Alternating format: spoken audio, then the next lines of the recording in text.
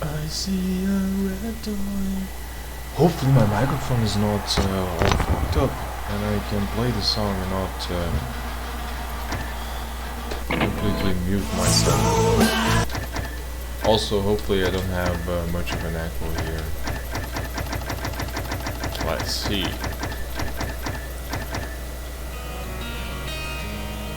So I finished Atlas Shrugged, and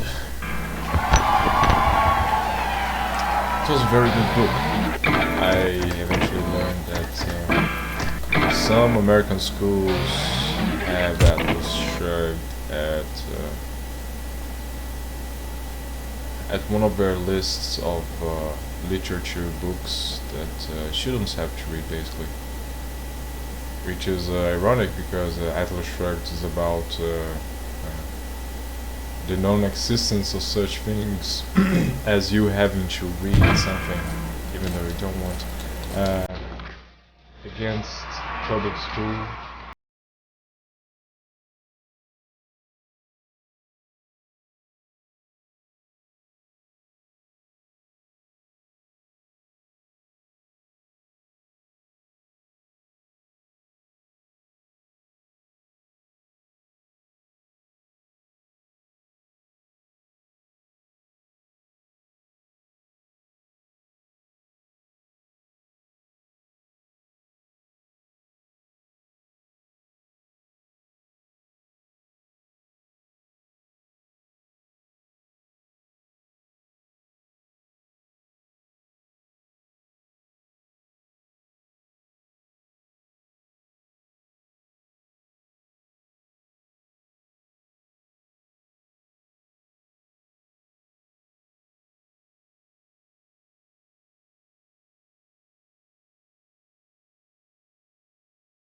At the same time. So the book is about hopefully someone that I know. You're gonna get on the stream and tell me if the audio is okay. I hope it's okay. So, the book is about an ideal scenario, like an ideal scenario where everyone who doesn't agree with anarcho-capitalism constantly and openly say they don't, and they do this through outspeaking a wide variety of opinions that are not in line with anarcho-capitalism. Also, you can call anarcho-capitalism as anarchism or just capitalism. It's the same thing. It's one of the insights that you get in the book. For example, if you had, if you want to call it anarchism, it's still all about voluntary association, right? And you still have property, because in anarchism, if you don't have property, that means you're not voluntarily doing anything. Like if you have your body is your property. If you have a home, you control your home. If someone takes it, it's not voluntary. Therefore, it's bound to be about property as well. So we can call it anarchism, capitalism. It's the same thing. This one should be easy. And the book is very surprising by the end of it. I'm thinking if I should spoil it. Maybe not. Maybe a short sum up of the first part of the book. So the story starts with someone who isn't the main character. It's a guy called Eddie Wheelers, if I'm not, yeah, Eddie Wheelers. Pretty good at names.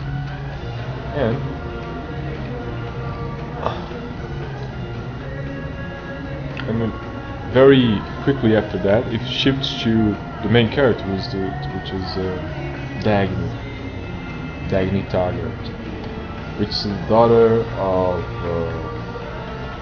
the guy who built the Target Bridge, which is the bridge in the over the Mississippi River that connects New York to the rest of the country, right? And it's able to hold both car traffic, and trains. And she, along with her brother, inherit the company, and her brother is like the opposite of her. This is of course the purpose. It's a purposeful choice by the author to exemplify the cases of when you have a sibling or parent or something, son, that doesn't share the same ideas you do, you have, and even though they are very similar genetically speaking, this difference is constant throughout the book, and I'm gonna spoil it a little bit. It goes to the end. The brother never changes. He goes crazy. He doesn't change himself. Well, what else can I say about the book without spoiling it? It's a hard job, I guess.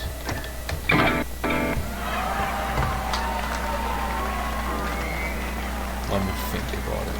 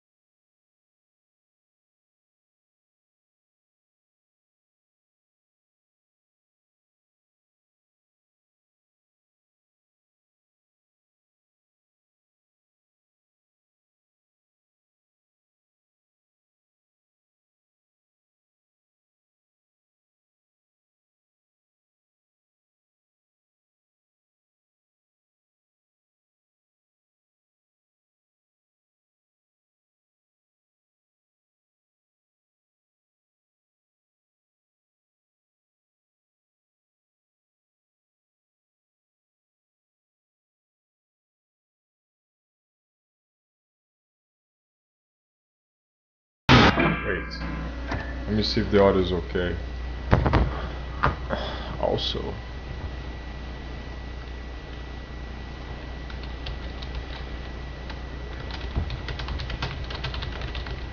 let me ask a friend if the audio is okay, because it doesn't make any sense to continue if the audio is all fucked up.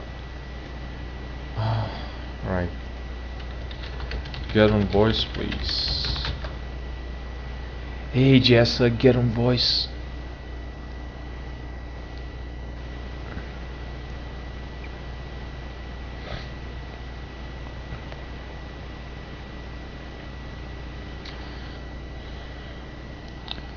Because I can't keep chatting and playing the game, right? Okay, the desktop sound is loud, so that means the game is loud, right? Okay. Let me turn down this volume down to 200. I'm gonna put it to 50. 50, let's say 50. Yeah, 50 should be fine. I don't want it to be loud. Actually, let me do something else. I can just set the audio just to yeah, 5. Okay, so Taggart, the Taggart family has a reputation of being one of those families that starts from nothing and develop a system that goes beyond the rail system. They start building bridges, not just rail. The grandpa is an entrepreneur in general. I have from what I remember, the book doesn't say really what he did, but he got rich working. And eventually, they moved and focused on the rail system, on trains and stuff. Then they also adopted a third son, would-be son, that was Eddie Wheeler. So that's how Eddie Wheeler's got into the job. That's how he got into the Taggart company. So it starts with Eddie Wheeler's being stressed out, and he's walking some street in New York. That's like literally the first pages of the book. And from then on, it goes to Taggart, and then Taggart meets Hank Reardon, and they are negotiating for some steel, and Hank Reardon is the guy that's going to develop Reardon steel, which is a green metal that's way cheaper, way more flexible and strong. It's better than steel, basically. And eventually they that's gonna be a spoil, they become more than friends, let's say. Of course that's a spoil, but it's not even maybe let's do this deal then. If you're going to watch the review, you have to accept spoilers. How about that? Spoilers. Because I can't really discuss the book per se without spoiling it, right? So let me expose before I give more spoilers, let me expose the antagonistic philosophy. The antagonists, they have a philosophy, more than one actually, but you can't just say it's one. And they call themselves practical, but more often than not, they are also calling themselves as non-material, spiritual, and they oscillate between those two. And eventually, she explains, the character, or one of the characters explains, that they're one and the same. Like the modern division between materialists and spiritualists is composed by very similar people, and they can easily switch. That's how similar they are between the two. Materialists are the equivalent of someone without a brain. Basically, that's how she exposes it. They don't recognize the mind. They don't recognize your imagination, the pleasures of the mind. They don't recognize philosophy. They don't recognize reason, nor idealism, nor aesthetics. They are looking for happiness in material, in brute material, not even in a rational way. Like they think that something necessarily will bring them happiness, even though they find themselves in a situation where they are not happy in a luxurious hotel or a restaurant, for example.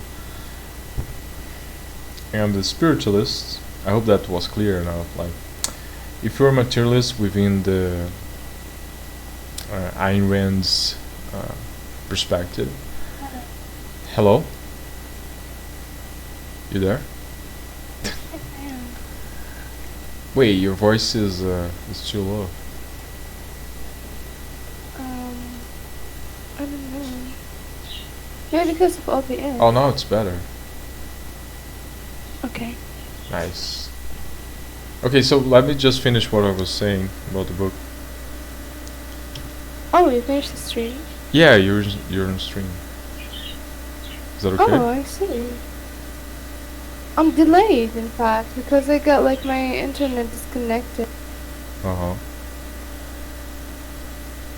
Well, so let me just finish. So the materialists, they find themselves in the same situation that rich people the rich people in Ayn Rand's story build for themselves, and they're not satisfied basically because they don't have the mind to connect the dots. They don't have the attachment that the capitalists who built the hotels, the palaces have.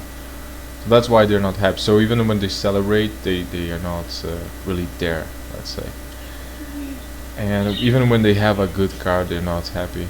The spiritualists on contrast is like Yeah. it's like a second stage of the materialists. They, yeah, I was talking about this. I'm just finished it. Yeah. All right. So the spiritualists like the second stage. Like they realize they're not happy when they steal stuff from the capitalists, and they Uh-huh. eventually start bragging about that unhappiness. They start bragging about their lack of satisfaction when they have all this stuff they steal. When they get in position of power, they even become masochistic, and eventually they start saying that materialism is bad, but it's the same version. So Ayn Rand's character exposes them as a mind without a body.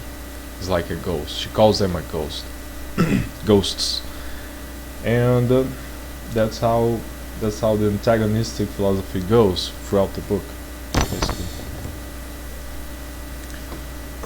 All right, Jessa, that's it. You there? Alright. Yeah, I am there. I'm listening. Okay, so can you tell me if the stream is good? You said that it was too loud, right? The game sound. It should be way better now. Is it? Yes, it is. Let me start again.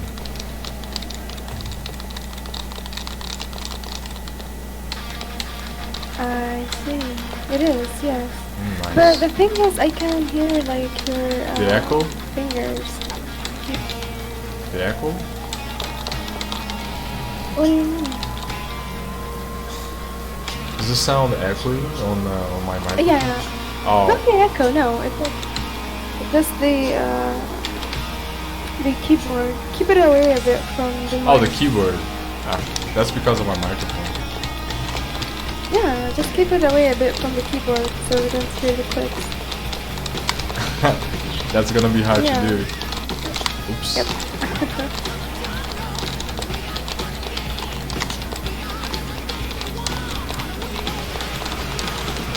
I need to be like close the volume, the streaming, so I don't get confused. I didn't think about that.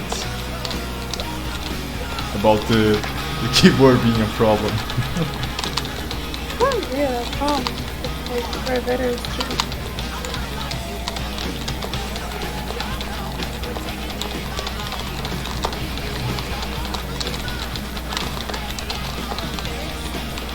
I can play it like silently, What do you mean? without hitting the keys too hard. Fuck. It depends on the type of the keyboard that you get if you want to. Some keyboards don't make these sounds when you hit them. Silent keyboard. We're gonna be like, hey, I wanted a book review, not a fucking. Yeah. Alright, let's see. So, I can change the microphone position. Yeah, just like make it a bit away from the keyboard. No, it's the thing is the keyboard is right next to me. Oh. It's to my mouth, actually. Yeah, I got it. Right.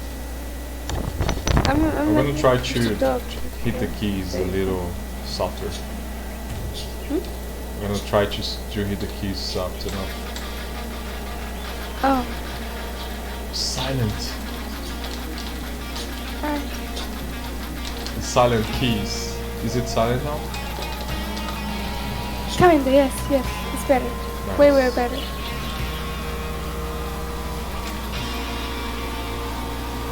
Okay, ask me something about the book, please. Keyboard?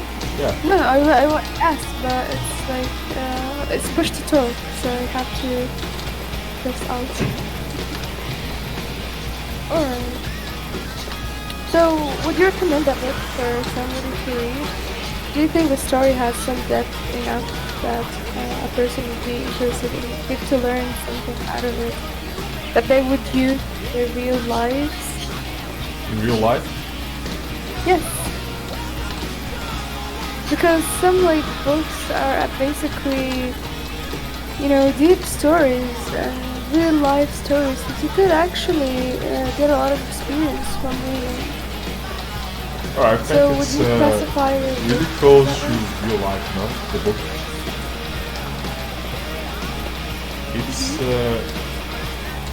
It's created in a way where you can see how the characters think. That's not realistic. I agree.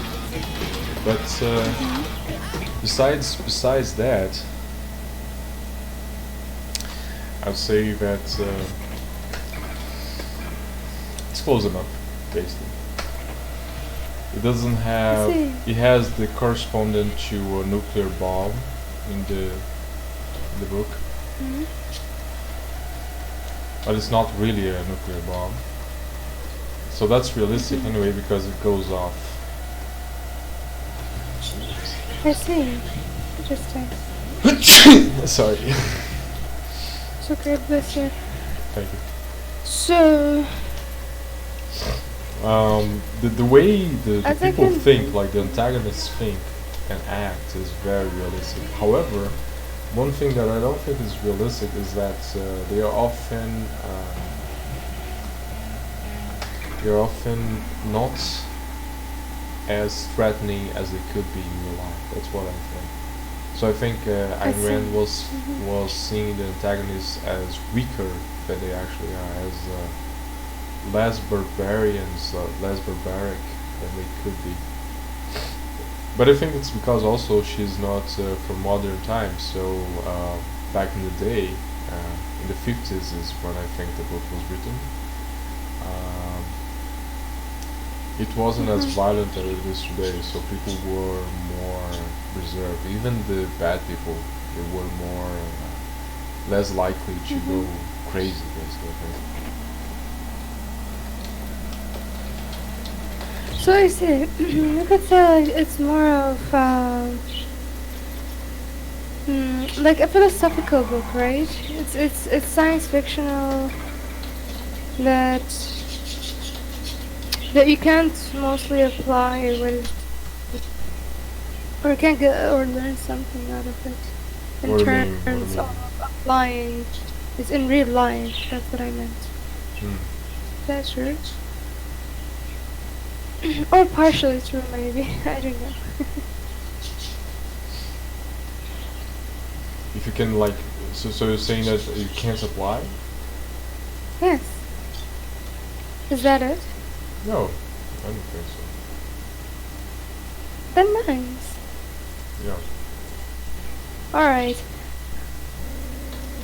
What about the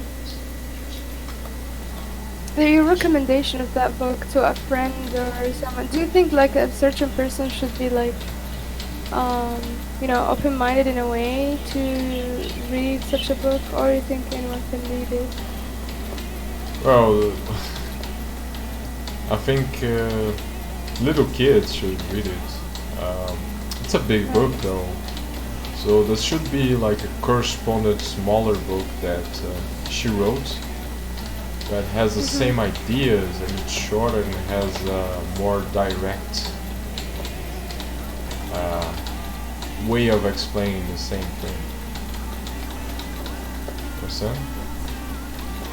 I see. I Yeah. also mentioned earlier in the stream that it's obligated to read it in American high schools, in some American high schools. Mhm. So it's like an irony because the book is exactly about not obligating people to do stuff, and it's against Mhm. the public schools. So it's funny that the public school system recommends you to read that book. It's like they didn't even read the book itself, right?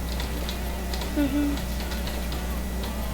So it's bad. It's bad if you're forcing like little children or teenagers to read the book. They are probably not going to like the book. Okay. Like they I wouldn't see. like anything they're forced to do, basically, even if it's cool. I know. Freedom is the key, huh? Hmm? You're sleeping? Freedom is the key. Oh, Alright, what about your favorite character? You didn't talk about that. Dagny, the Yeah, female. I mean the... Yeah, it's No, your favorite character, whether it's the protagonist or any other character in the oh, book. my favorite character is the John Galt, the main guy. And why do you like him or her? Yeah, so I was talking about this, like, if I'm going to speak any of that, that's gonna be a spoiler. Oops. And I already told people here that they have to accept that there's gonna be spoilers, basically. So John Galt is the main character. You're gonna hear his name very early in the book. You're not gonna know what the hell people are talking about when they mention it. But eventually he appears in the story, and it turns out he's a very smart guy. In fact, he's the guy who invented the engine that's equivalent in the story to fusion energy, basically. Fusion reactor. It in the story it extracts static electricity from the atmosphere and produces basically a lot of work from a very small amount of fuel. Right, it's a very efficient engine. And he's also a friend of Francisco D'Anconia, which is the first boyfriend of the female main character.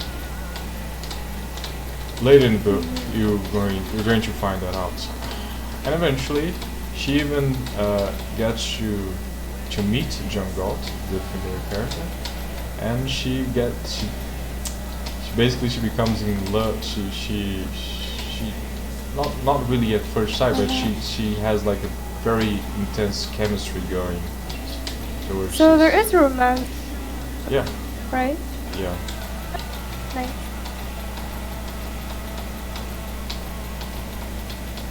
I think everyone should read the book. That's the funny part. Like everyone should read something equivalent to the book, basically.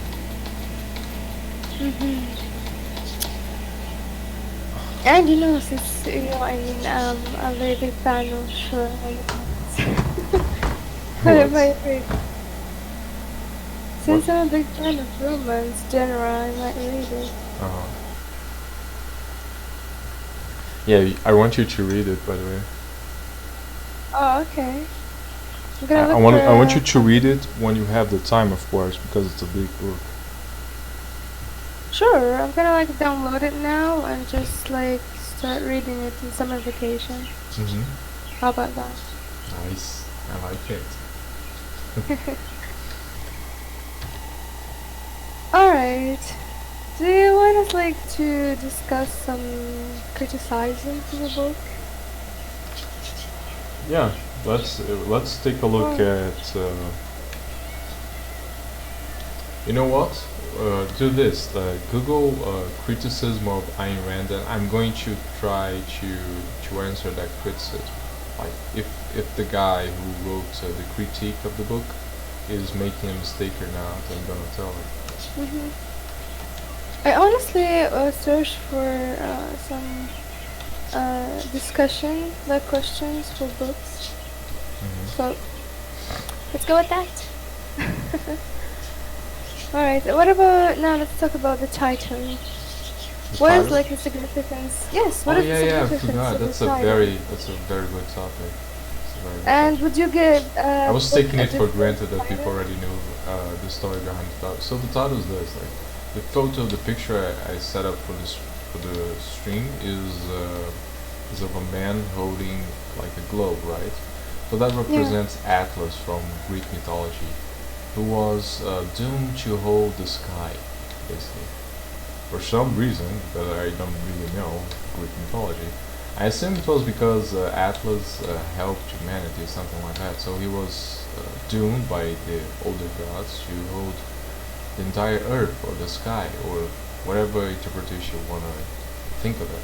Hmm. And Yeah. Atlas Shrugged is basically the idea that to associate the companies, the things that create technology, the private corporations that make their world go around. What happens if they just quit? Not threaten anybody. What happens if those people, the geniuses behind those investments and companies and all of that, what happens if they just quit society? So that's like so quitting associate quitting with shrugging your shoulders, and that explains the title basically. I see. So you do think the title is suitable? Was what? You do think the title is suitable? It's beautiful, yeah. Alright. So let's move to the next question. What were the theme of the book? Do you feel they were adequately explored?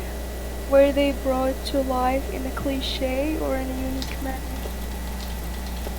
Like, how did the story was like running in the book? Let's say.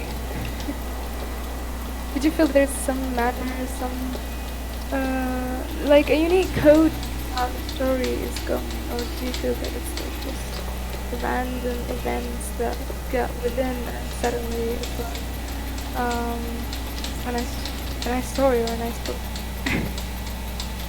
Alright, can you sum up that question? Can you sum up that question?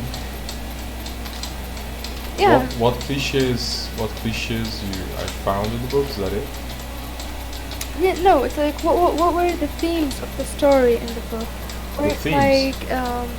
like were it going smoothly?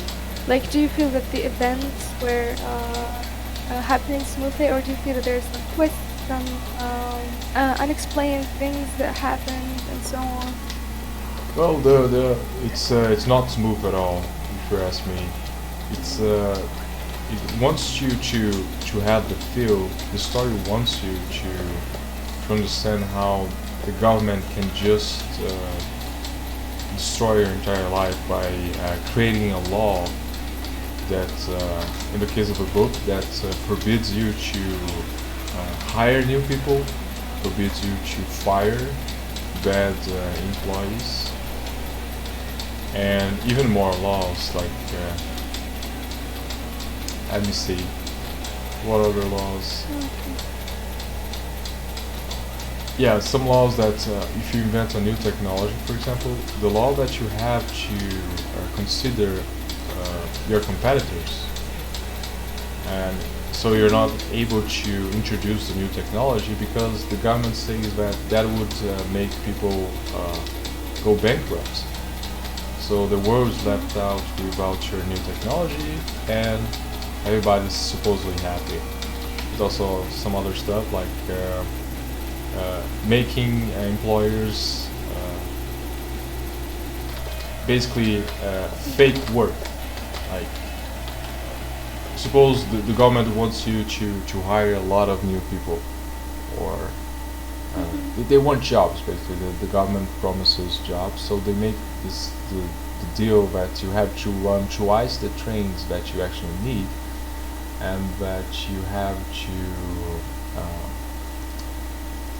to increase the salaries. You have to not load the trains with the capacity that you wanted to.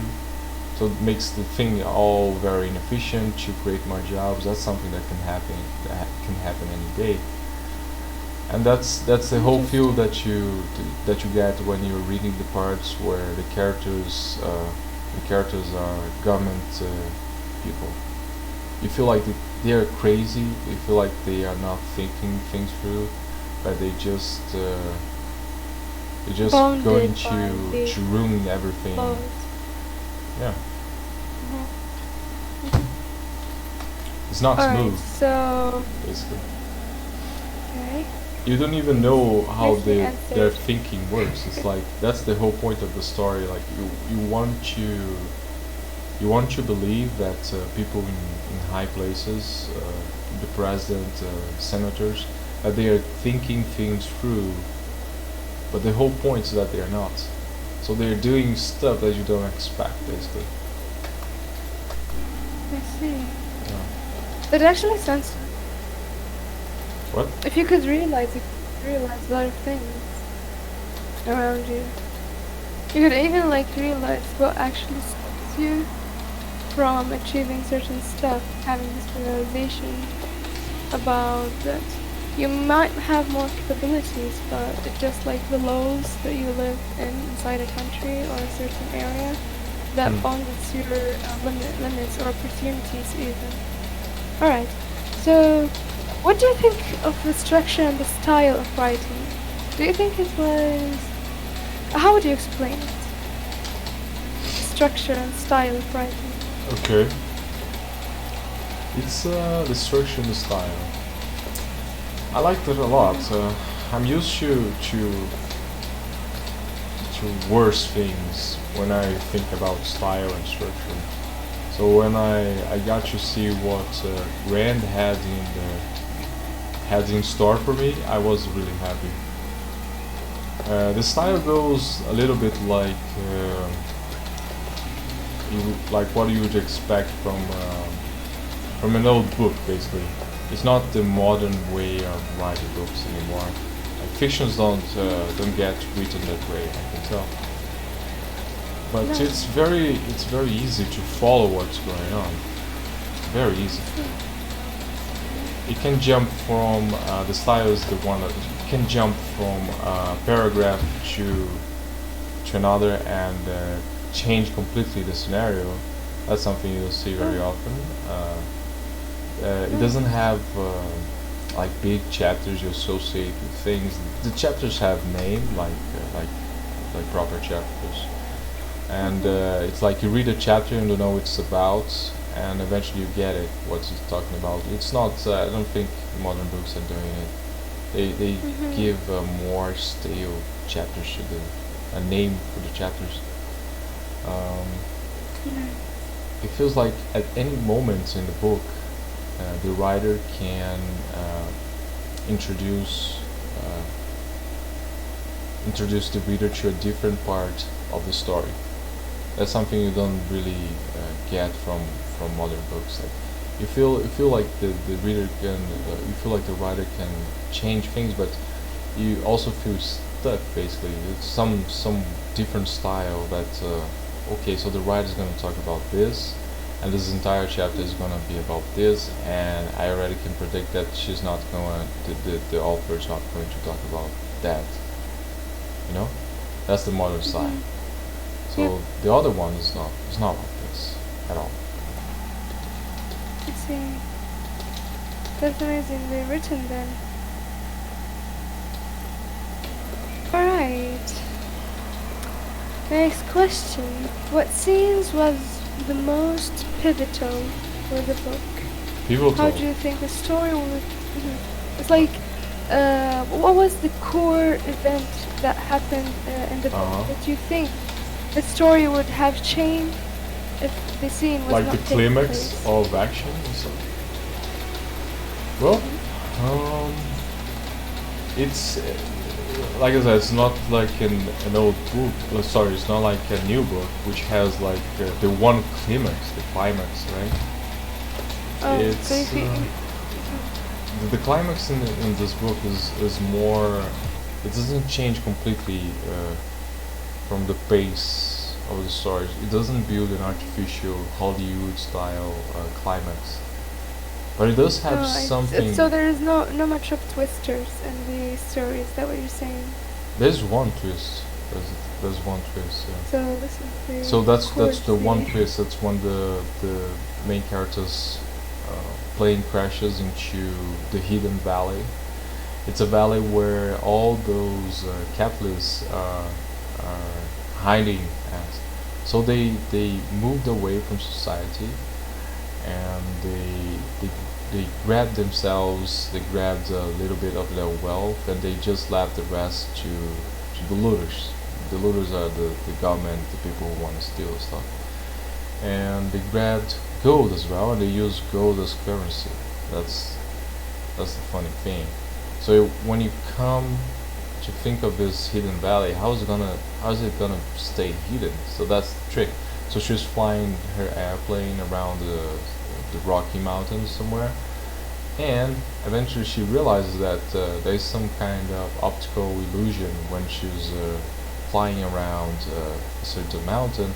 And she decides to investigate and go to lower and lower altitudes. She got there because she was falling out of the plane, and the plane simply disappears. So her instinct is to go lower and lower and lower and lower, and the optical illusion remains. So eventually she crashes her plane, and she doesn't know what hit her.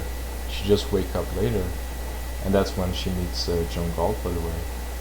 And it turns out there was a screen on top of the valley that creates an optical illusion and makes you see a wild mountain when actually it's a hidden valley. That's where they at.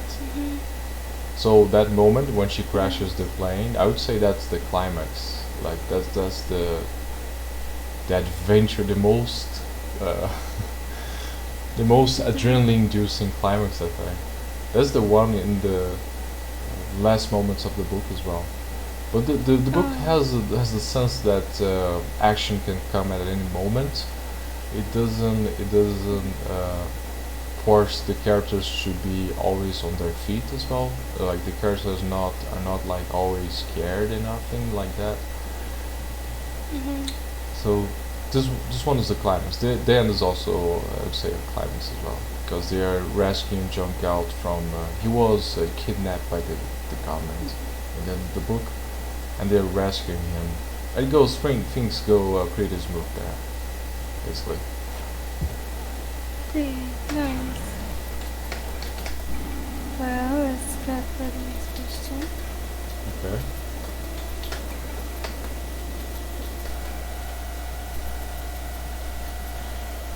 Alright, that's a nice question. Has anything ever happened to you similar to what had happened in the book? And how did you react?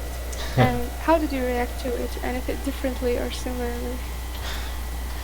You know what? I'm gonna play a different game. Because it's hard to play this game and answer questions. Okay, let me think. Alright. So something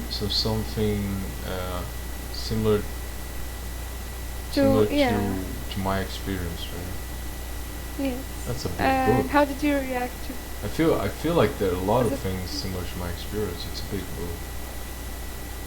Alright, just mention like the most resonant thing that you remember. Mm-hmm.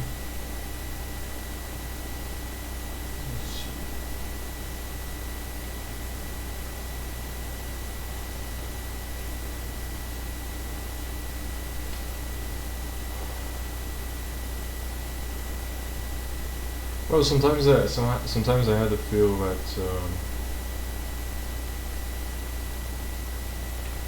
I had to feel that people were not were not thinking straight. That's the most predominant similarity that I feel with the story. Like the story is about the capitalists, the investors. They're rational beings, and they build their philosophy around reason. And often enough in my life, I see the opposite. I see people break from that, and it's like they shatter their own soul, and eventually that leads to a lot of problems, of course. And maybe that's Yeah. the biggest similarity. The other similarities is the kind of arguments that the antagonists make, like you're too greedy, you're selfish, or something like that. Nice. that's very common, I guess.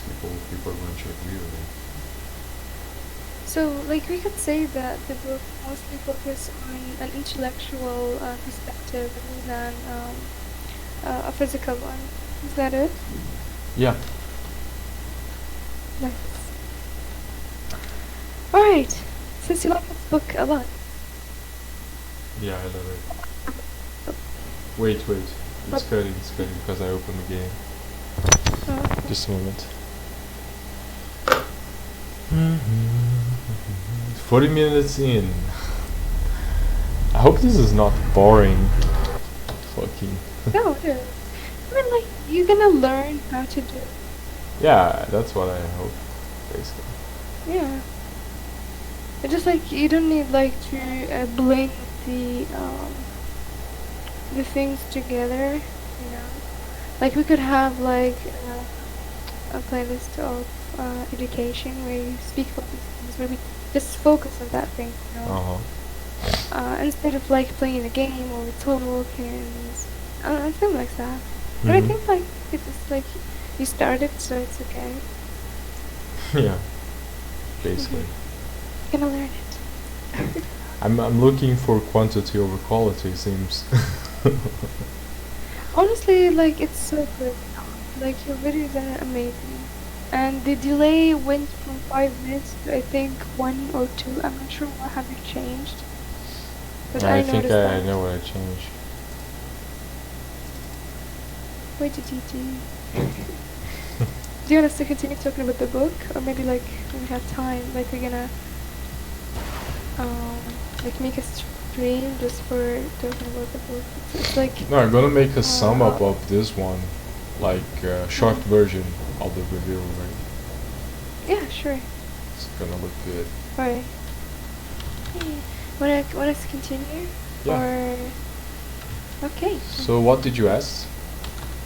I said, what was the most surprising thing about the book, in the story, or in the characters? The most surprising, huh? Yes, like it surprised you.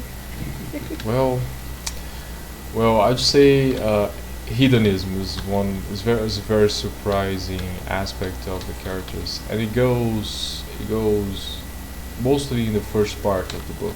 Then it disappears. Hedonism, which is the pursuit of pleasure. Mhm. You know. Yep. So Alright. most people are going to find it weird. For example, like if you want to make money, shouldn't you like be a little bit of an ascetic, or Uh-huh. shouldn't you stop spending money? But no, I think it's the yes. thing. The whole idea of the book is that you are also getting pleasure from your business. Basically, that's the whole idea. Mhm. If you have a job, you're also having pleasure from that job. If and the whole purpose is that you're not doing anything without you're not being happy when you're not happy, basically. Mhm. You're not being honorable when you're not happy. That's another proposal of Oh the book. no, yeah. There's no honor in being uh, miserable, basically. So that's how you start to understand the hedonism of the book. It's very surprising. It's very surprising. That's it. Maybe there's something else also that's surprising about the book. Which Um, is? okay. Well, it's surprising that Ayn Rand sums up her entire philosophy with the sentence that A equals A, which is basically talking about logical consistency.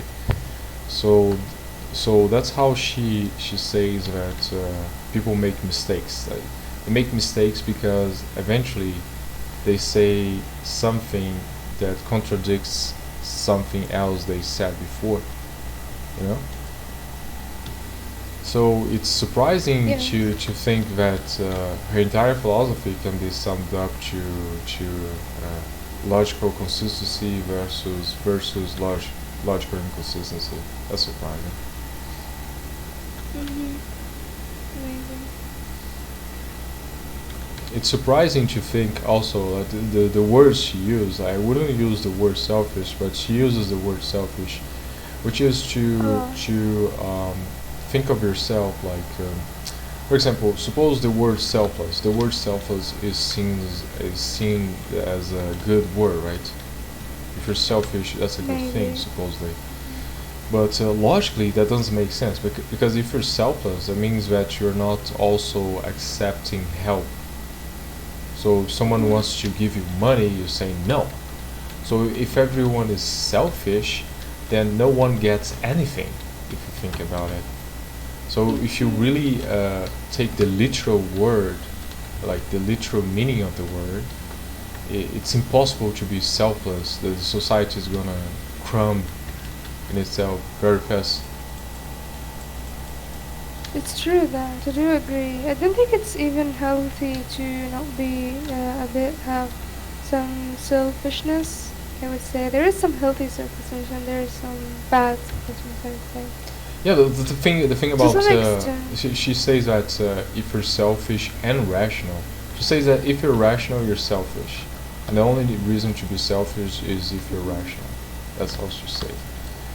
So if you're selfish, Interesting. you're always Sounds like proposing a dilemma, by rationality. the way. What? Sounds like a dilemma, by the way. Yeah, the thing is like if suppose we're talking about a selfish thief, for example. That's how people usually think of selfishness, right? A selfish thief, someone who Alright. steals for his own gain and stuff. The thing about a selfish thief is that he's forcing other people to give him stuff, right? That's basically what theft is, and that means he's forcing other people to be irrational. He's forcing other people to do stuff that's not rational for them to do. So that's why selfishness in the context of Ayn Rand is 100% perfect.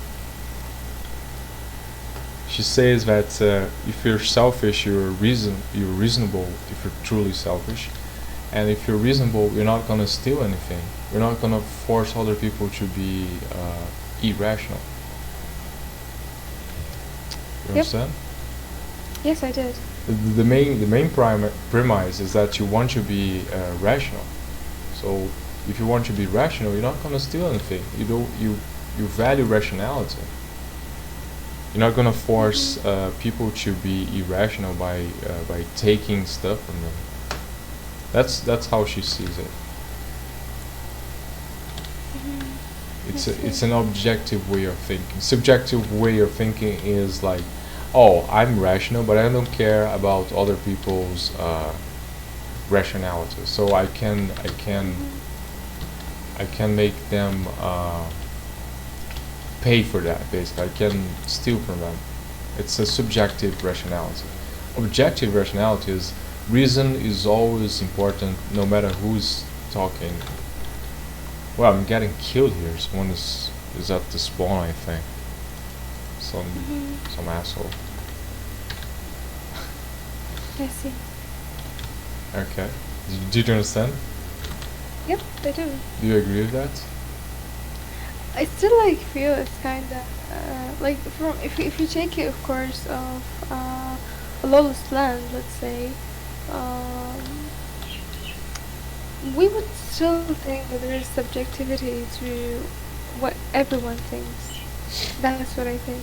But since Subjectivity is like real. we live in a war, yeah, subjectivity of opinions and rules. But since we got like a set of rules that are already, made for us through like ages of religion and the social justice that people made for themselves. I think like we start to realize more of what is rational and what is not rational. Of course, I'm not gonna say that rationality in that sense is subjective. I do think that there is a lot of objectivity when it comes to rationality because there are some sets of rules to identify what is rational and what is not. That's all. It's okay. Uh But huh. anyway, let's move to the next question. All right. I know it's a big book, but would you recall any particular quotes that stood out to you and why?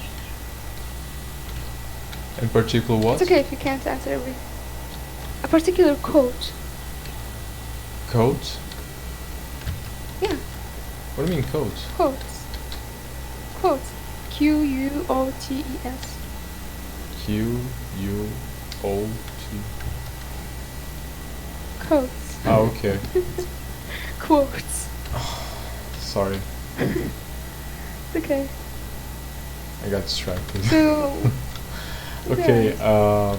Fuck! Someone's killing me at the base. All right, never mind. Alright. Um, So, the quotes I'm thinking about. Like yeah, this one like the question if the universe is rational or not. That's one of those questions that I will never forget. Like, mhm. have you ever pondered about this? Like, this is something that I hadn't actually formalized until now. Alright. So It's okay. It's like is the universe rational or not? What do you think? That's a what do you mean? oh my god, I'm getting killed so easily. It's okay because I'm we're gonna look discussing. retarded on the stream. I think it's because of my latency. Yeah, it's 300. That explains it. Fuck. Mhm. People are going to be holy shit. This guy's retarded. This guy's retarded. Anyway, Okay. Alright, we're done with questions about the book. Now let's answer questions about I asked you, characters. is the universe rational or not? What is it? The universe. Is it rational or not? Yeah. You mean as sets of rules? That's a simple question. Is it rational or it isn't, right? I think it is rational, yeah. It's rational, huh? So, that's a quote. The question is a quote from the book, and it's something that really made me think. All right. And This year? maybe because people never think about that, and also because it Mm-hmm. explains a lot of things. Mm-hmm. It explains why you think uh, why you would think that irrationality is bad in the first place. Like if the universe itself is rational, then how come you can accept for any moment whatsoever irrationality, right? What? I unloaded the gun on this guy. Mm-hmm. Maybe yeah, it's my thing. I guess 300. Alright. You committed suicide. I just fall from my parachute. Anyway, so that's the Mm-hmm. thing. That's a good quote from the book. Quote. All right, next question. Right.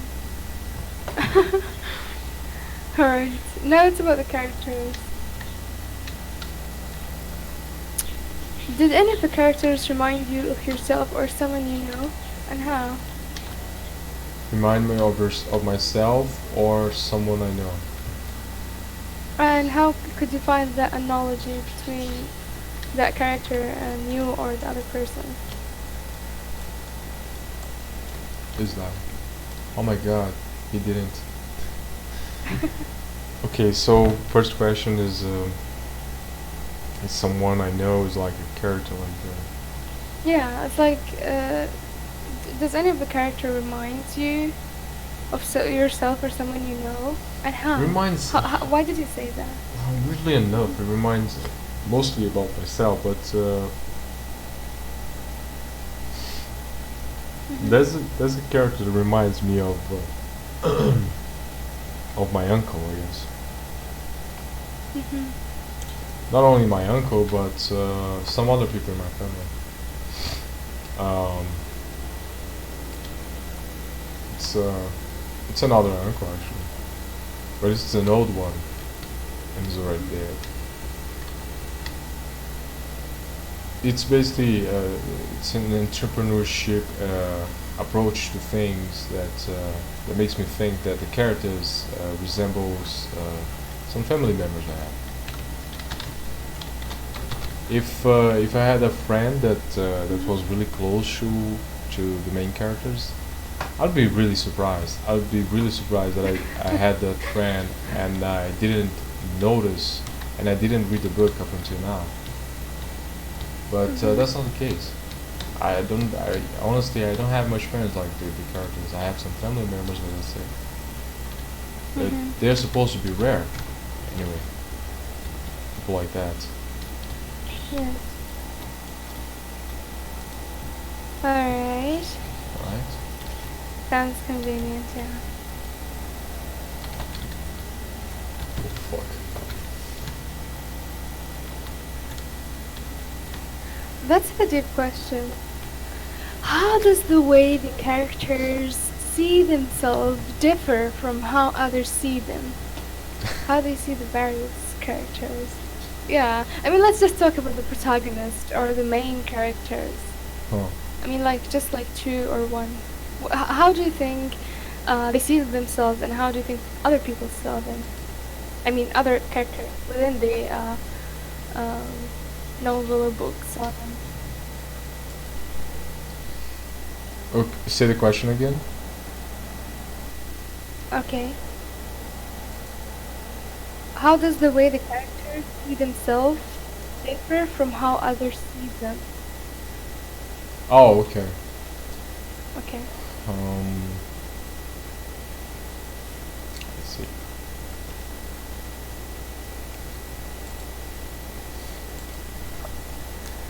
Mostly the characters, they are. Let me give you the context first. The writer was thought to be an INTJ, right? An introverted, intuitive, thinking, judging personality type.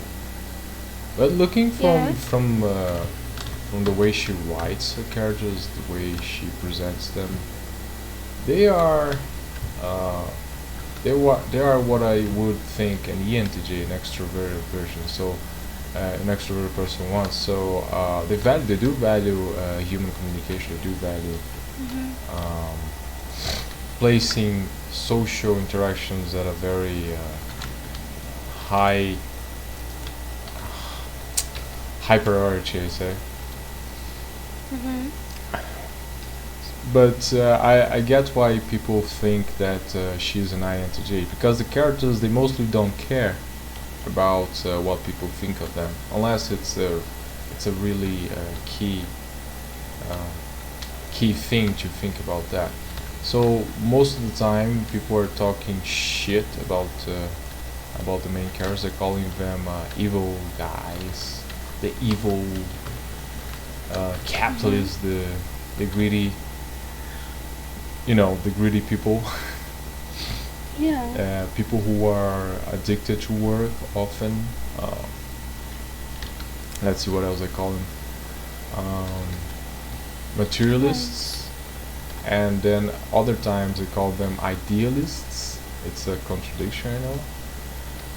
And when they're not calling them that, they are just admiring them. That's the Mhm. big twist. Like they intuitively know that those people have value, and when their hate runs out, I'd say they are Yeah. using their associations to those people who are they supposed to hate to create value for themselves. So that's how they Mhm. differ. So they really don't understand, like they deeply don't understand how the main characters think. Mhm. So there is like a vast difference between how the characters perceive themselves and how other characters are perceiving them. Yeah, Hmm. there is. So I guess there's a lot of fights within the and misunderstandings within the story, right? Yeah. I see. All right, now let's talk about the choices. Were there any moments where you disagree with the choices of any of the characters? What would you have done differently? Like just try to remember a certain scene within the story that you think the character or one of the characters made that choice. So you would actually make a different choice, Uh or huh. you would have done something differently. Well, let me think. Sure, take your time. There's one moment where one of the characters who got stolen, like basically people stole from him. Mm-hmm. Oh my god, this guy doesn't die? What the hell? Wait, this guy's a friend. Someone's shooting me, Okay. just made me confused. Okay, so there's this moment when the guy, the main character, one of the main characters got stolen, and another person found the things that repaid Mm-hmm. him. So it's like a pirate that goes around and steal steals back, recovers the stuff that people stole from his friend, basically. But in this case, the main character wasn't friend with the pirate, so he just threatened the pirate, even though the Mm-hmm. pirate was returning his own money. And I wouldn't do that. I would be more rational. But eventually, in the other parts of the book, you do understand that that's just the personality of this specific character, and this specific character is not like the others. Is not the most important. So it makes sense. Makes sense. Mm-hmm. Alright, interesting. So you basically agree, kinda, right? Agree with Okay. with what he did? No, I don't. Mm, I see. I said he's just Alright. he's not as big of or main character as I thought he was when I was reading that part of the Mm-hmm. story. Like later on, I realized he wasn't one of the most important characters, so that's why it's okay. Mm-hmm. You Interesting. understand? Mm-hmm. Okay. Alright. Have Okay, now we're gonna talk about the ending, okay? Sure. Did you think the ending was appropriate? And how would you have liked to have seen the ending go? The what? The ambient? Do you think the ending was appropriate? Yeah, according to the scenes and the story, the twists and everything within the story. And how would you Um. have liked to have seen the ending go? Oh, okay. The ending. Well, Mhm. I gotta be honest. I liked the ending. It was not as predictable as I thought. Mhm. It had a completely unpredictable part to it. Right. Uh, I wanna. I think I wanna give a spoiler. Oh, just give a spoiler. You can't give a spoiler. I can't. Come on, Yes, you can. I told the people I was No, gonna I give mean a on spoiler. YouTube, you can't give a spoiler of endings. I can maybe. No, you can't. Also, I'm gonna read it. Like either way, even if you're not on YouTube. Oh yeah, you're gonna read it. That's a good Yes, argument. so don't Okay, spoil it. good point. I'm convinced. Okay, so Okay. Mhm. it's unpredictable, and then you don't agree with it. Like you didn't expect that character to do that thing, but then you realize that that makes sense for him to do that. So that's why Mhm. it's interesting, a good ending after all. You know. Mhm. Yep. All right. Now for the next question. Have any of your own views or thoughts changed after reading this book? Yes, of course. I was before I got really deep into the book. Mhm. I I was a believer of democracy, to be honest. But eventually, I realized that democracy isn't. isn't ethical. Basically, it doesn't mean it's good. Like democracy can be bad. Basically, you understand? Mm-hmm. Like I didn't believe you could. How can I say? I didn't believe you could have no state at all, no government at all. But after reading that book, I'm really convinced that it's possible. Mm-hmm. You know. Yes. So those are the two main things that changed. So I literally became an anarcho-capitalist after going like 30% into that book. Nice.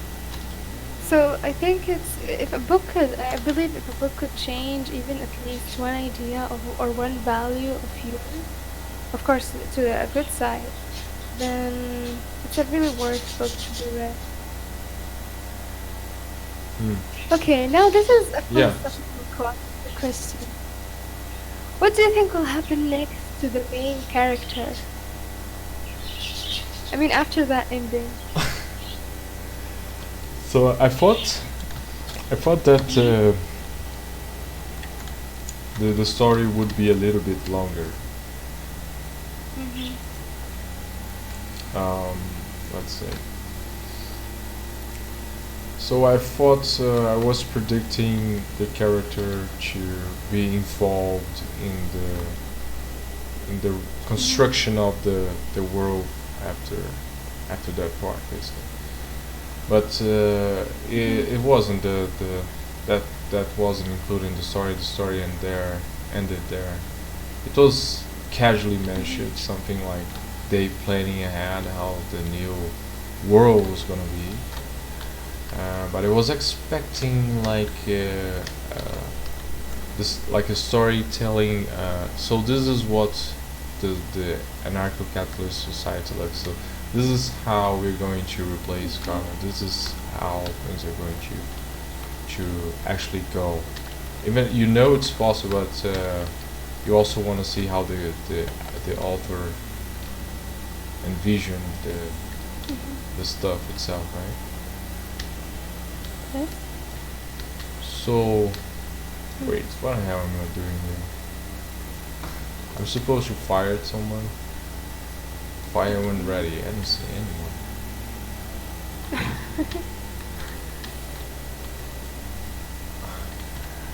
Alright, so I was expecting, so that's what I expect to go, how things should go. I expect her to, for them to create a, some kind of monarchist system. Do you know what a monarchy is? Monarchism? Um, It's not a monarchy, it's the monarchism. You know what it is? um, I don't know, no. It's a minimal state where the government's function is only to protect property. That's the only thing. So I was expecting that the characters they would organize themselves with such a small government, like a judgment system, judges, some private police, something like that, and New York, which was the lights of New York were off by the end of the book. Oh, that's the guy. Beautiful shot. Move up, Sarge. Okay. And I was expecting them to show how they were going to reconstruct New York, how they were going to rebuild society. So that's what I think is going to do after the story is over. You know? Basically, that's it. I see. Okay. Well, that was an interesting discussion. Uh Nicely done, I guess. huh. And we're gonna continue playing again because we're done with the question. Sure. Let's just close it now. Can you think of Oh, you're gonna close it. like a big question? Okay, so a from what I closure. told you, what are you going to expect? What are you expecting from the book? The book. Yeah, you're gonna read it. So from what I told you, what do you expect from the book? I do think that I want to read about it because I've read before about hedonism. I think that was the correct name. So I got interested when you said it's related to that. Regardless of how big the book is, I do like to have some abstract reading Oh, uh, to add to my knowledge because sometimes reading abstractly, especially if the ideas are abstract in a book, or even if they're related somehow into reality, but they're abstract in their origin, I think they would actually influence more of intellectual thinking to how you judge things and how you feel about them. yeah, very Yep. like So one thing that prevents me from just reading books like all day, every day, is that maybe these books, if you're not picking the right ones, they're going to be filled with useless stuff, stuff you're not interested in. hmm Like some random action scenes, some drama you're it's like a not. slice of life drama. Oh, okay. Yeah, that has nothing to do with the author's philosophy, right? hmm I think that what gives the story some weight, right? Yeah. That you are like excited to get to the point where you're gonna have a twist or you're gonna have something important to say Uh huh. or done. So that what keeps you reading this kind of dramatic scenes, not important, or let's say not directly related, you know? Uh huh. That what keeps people reading. It's like even I'm not sure if I can relate to it, but in like anime for example, big anime, like long anime series, they sometimes do it. Like they keep on um uh streaming, let's say, or unleashing new episodes where they are indirectly related. It's just they trying to make the story longer while you want to get into a certain point or twist where the story gonna continue. It's like I would say a story filler. Yeah, like a story filler, basically, Mhm. or pandering to other audiences that are not so intellectual, right? Mhm. Oh wow. Nice.